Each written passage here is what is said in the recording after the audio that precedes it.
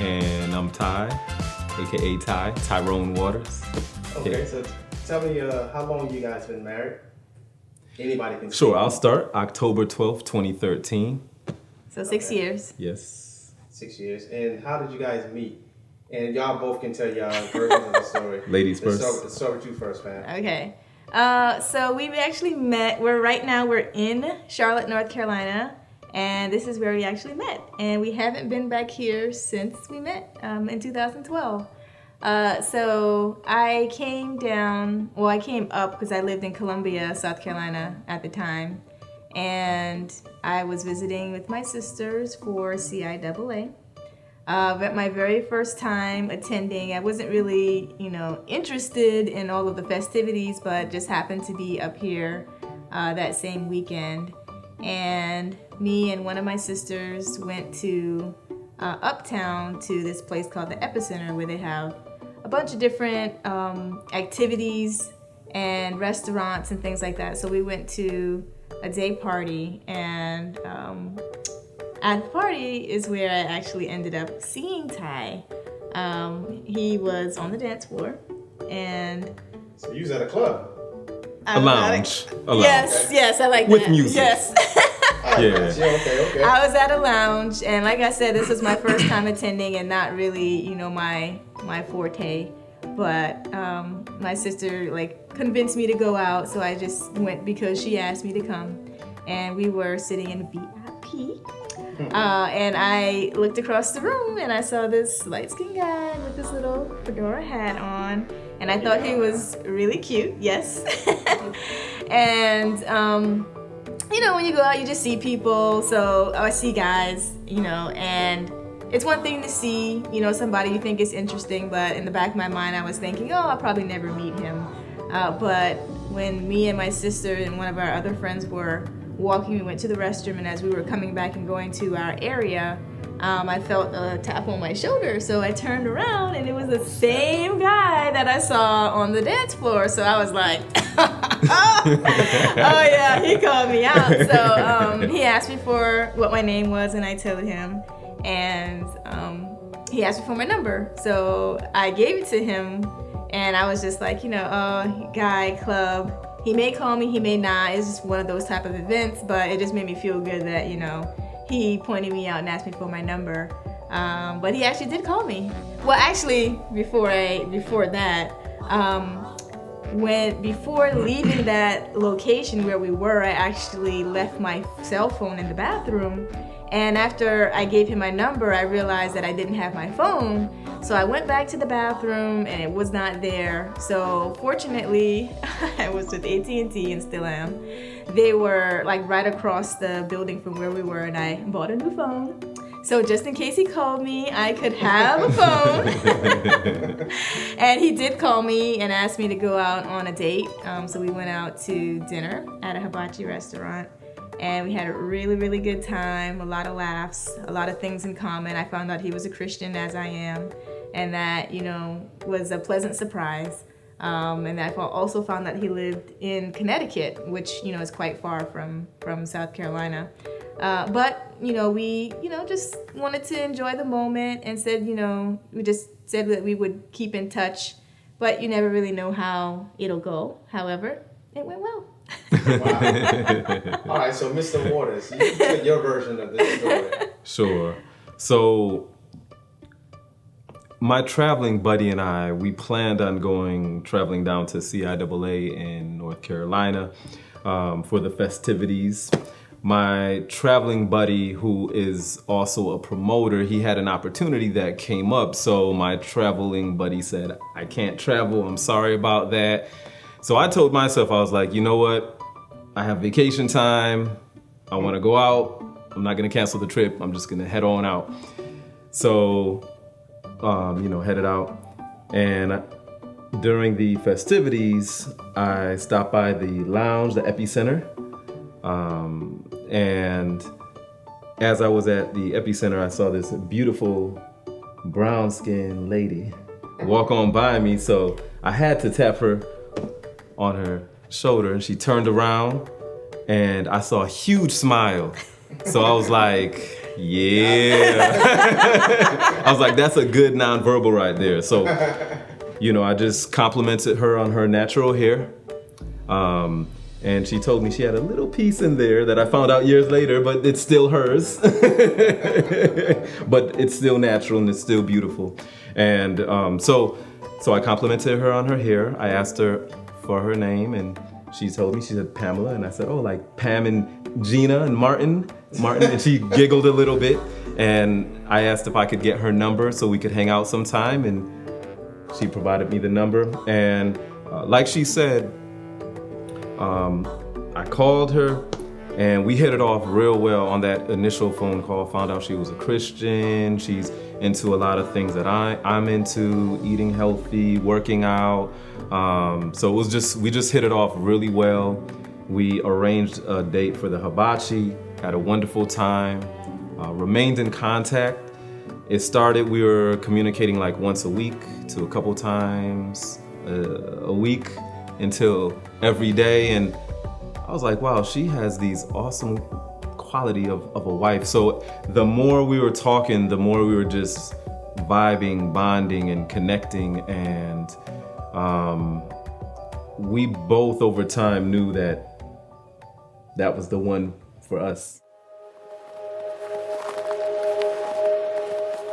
So I would say it didn't take too long because we spent a lot of time on the phone. We spent hours every day. So maybe I'd say it's 3 months, 2.5, 3 months. And you knew? I knew, but you still continue to converse and get to know her, and because you still don't want to rush into anything. But like I would say, 2 to 3 months. And I just also want to add one thing. My friend Jamie, so I have a friend named Jamie in Connecticut, and I was telling him, yeah, I met this wonderful woman at CIAA, and these are all the great qualities she has. And I said, but she's long distance. And he was like, and? And I was like, you know what? You make a good point. And? Right. So just continue to converse, build that relationship through the phone. You really get to find out who she is, and she gets to find out who I am. And my place of employment allows me to get a decent amount of time off, so I would travel to see her at least once a month, and she would travel to see me as well. So the rest is history. So I would say that for me, I was already in a season of getting myself prepared for a mate. So I already had an idea of what qualities I was looking for in a spouse, through the examples that I've seen, throughout my life with my parents and others, and also being a part of the singles ministry. So when I met Ty, and after we had our, initial conversation and finding out that he was a Christian, I, thought to myself, okay, this could be a candidate. And over time with talking, some of those things that I had on my checklist were checking off.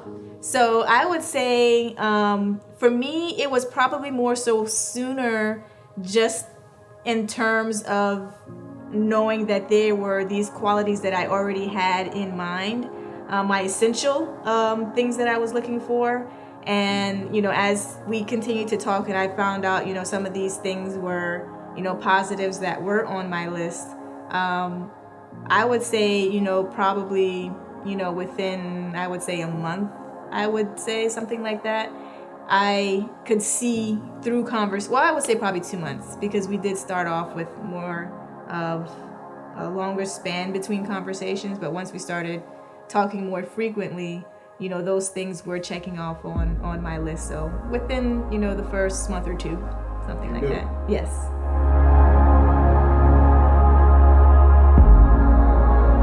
So because we did have a long distance relationship throughout getting to know one another and our engagement, we decided that we did not want to start, our marriage off right away having a baby, because we wanted to spend that time getting to know each other, learn our likes and dislikes, and just kind of like feeling out being married, going from that single to marriage state.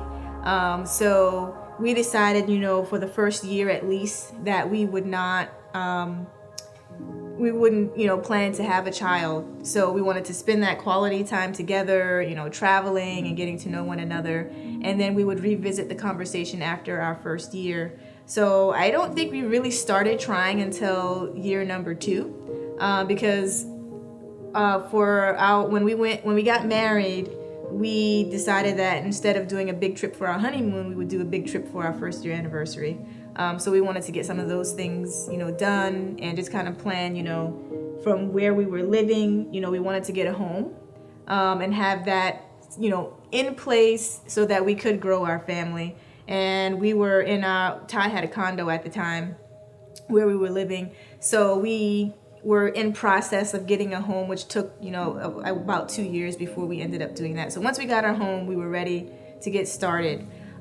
So in getting started, we didn't get pregnant right away, which was kind of a surprise for me. I'm sure maybe for Ty too, because we decided to go through a natural route. So I was never on birth control. We just kind of planned for that.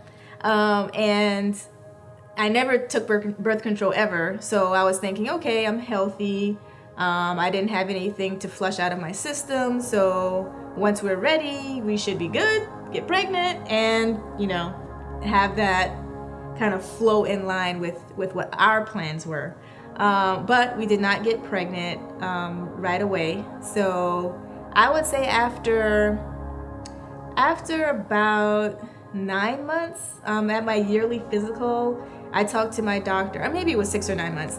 But when I got my checkup, I spoke with my doctor, about it. She asked me how long I had been trying, and I think it's somewhere between 6 and 9 months at that time. And she was like, "Oh, don't worry about it. If it's over a year, then it's something that we can revisit and see what's going on, with you." So I kind of didn't really worry about it.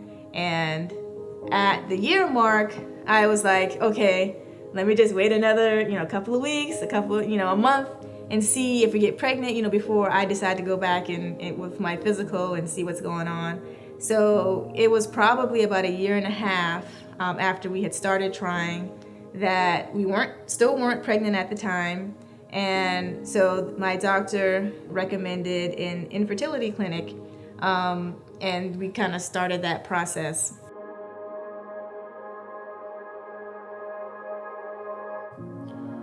So a couple of things. One is the spiritual side, and one is the human intellect side. So first I'll start with the human intellect side. Is like, okay, we're both healthy. What's going on? We have these certain plans where we'd like to get pregnant, that type of thing. From the spiritual side, we've always remained prayerful throughout our marriage, and we actually were prayerful even as we were dating. We would end the night with prayer every single night. And as we were working towards having a child, one of our prayers was that the Lord could help us with this process. So a big thing spiritually is being patient. So when I felt impatient, I felt that quiet spirit of the Lord telling me, be patient in my time. Because the thing is, in our mind, we have plans, but God has the ultimate plan. And his plan is the best plan. We might not understand at that particular time until we look back at it later. So those were like the things that were going through my mind. But in prayer, we were led to, and we'd have conversation about it, like, okay, if it doesn't happen in a certain amount of time, let's go through with the, I believe it's called infertility doctors, to kind of see what the next steps are. Because I believe that the Lord blesses those particular doctors in those areas with their specialty, and that's the part of their role is to kind of help along that process. So that's kind of like my answer to my thoughts and kind of the direction we were going.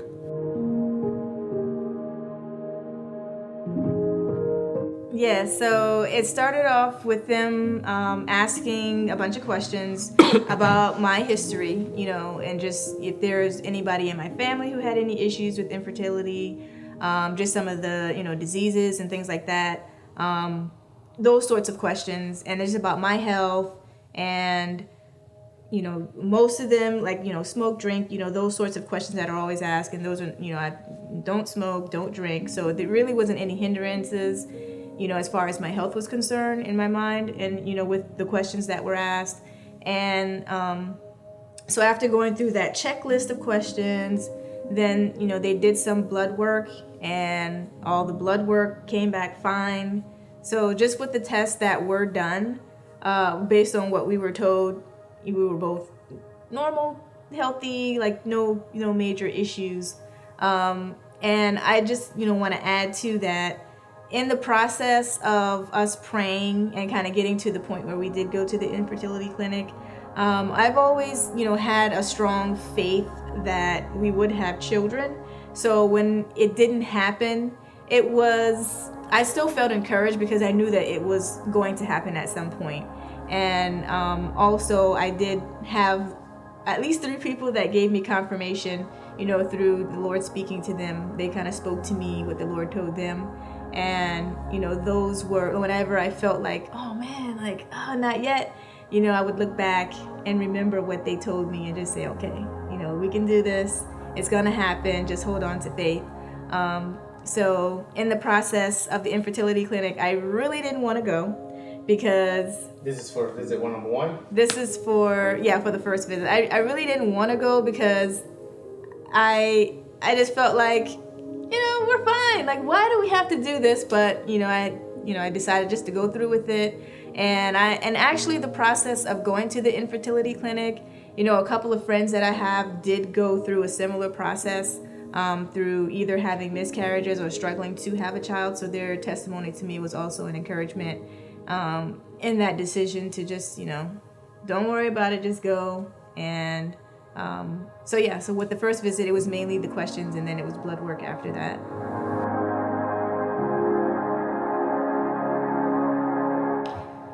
Well, the results came out normal. I don't remember all of what they tested for, but with whatever the tests were, there were several different things. All of them came back normal. So it was mainly a question for me of, if everything is normal, then what's the problem?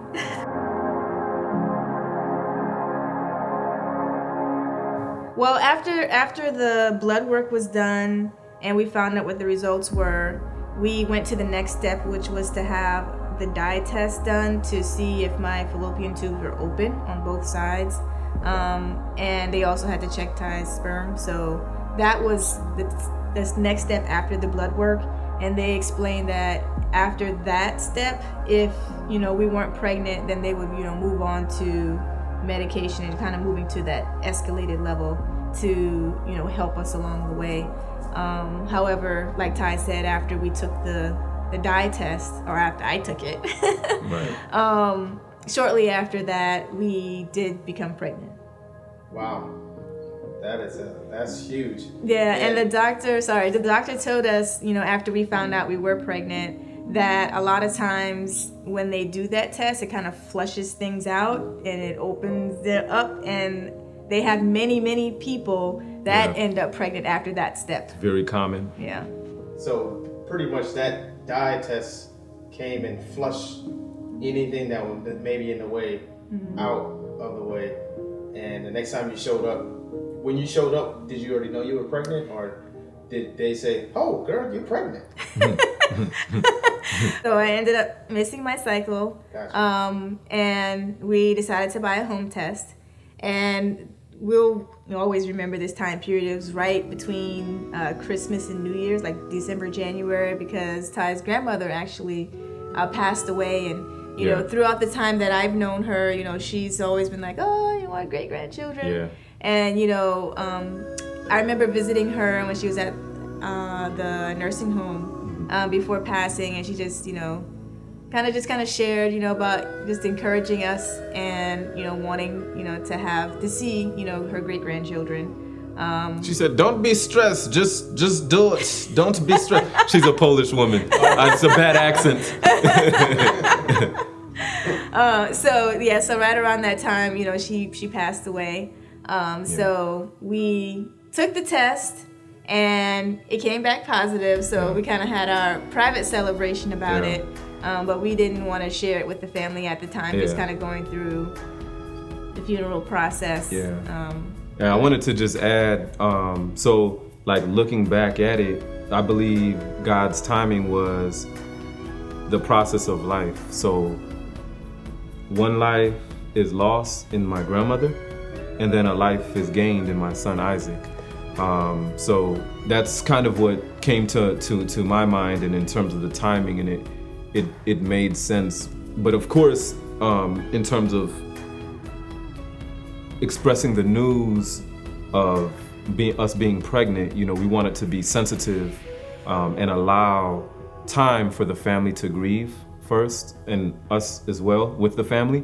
And then I think within maybe 2-3 weeks afterwards, then we announced the information to my parents, which was really awesome for my parents to hear, especially my mother being so close to her mother. She took a lot of care of her. She had diabetes, she was on dialysis. She lived right down the street from her, so there was a lot of care during that time. So my mother took it really hard, and it was a blessing being able to tell my mother that she's gonna have her first grandchild.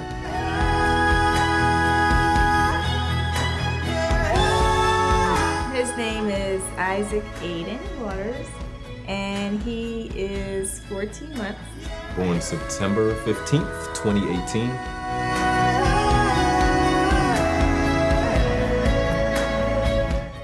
I would say I kind of found more and more, that infertility, it's talked about more, and there's a lot more, people that I know personally that have had some level of struggle, which I, didn't realize, or I guess maybe I just wasn't thinking about it at the time, being single. So I would just say for a couple that's just starting out, depending on where you are in your life and what your plans are for your immediate future, that decision of whether to move forward, with trying to have a child is really about your life situation, first of all. And I would say, just coming from a Christian perspective, that God is able, and whatever it is that you desire, put that in God's hands. And it's easy to say, don't worry about it. But, if it's something that you really want and you've been hoping and praying for, it's kind of hard to not have it on your mind. But I would say that, each day, just grab a scripture that will be helpful and encouraging. And even if you're struggling and really feeling very weak, or feeling a place of, I hate to use the word disbelief, but just kind of like your trust level is trying to grow, just say, just read the scripture, keep reading it, and ask the Holy Spirit to help you where you struggle. And, over time, you will have that help come in when you least expect it. So that would be my encouragement. Okay, how about you, Zach? Yeah, and pretty much what Pam said. The big thing is, as a Christian, coming from a Christian perspective, being prayerful throughout the whole process, because, as Pam said, there are times when you will have a level of doubt, or I can't believe this is happening, or why is this happening? But it's really important to be grounded in prayer, to refocus yourself so that you can focus on faith and God is able. And just keep in mind too that even if you go to the infertility clinic and the news is not favorable, just believe God. If that's something you prayed for, believe God. Keep working at it. Don't be discouraged, because I just want to share that there was someone I knew, her mother was told not to have any children. or she can die and the children can die. But she was a prayerful individual, believed that the Lord could do it. She ended up having 5 children who are very successful adults right now, from lawyers to musicians and things of that nature. So with that being said, hold fast to the Word of God, prayer, and any encouraging testimonies that you can reflect on. Dwell on those particular things for encouragement through that process to help get you through those areas of disbelief or lack of belief.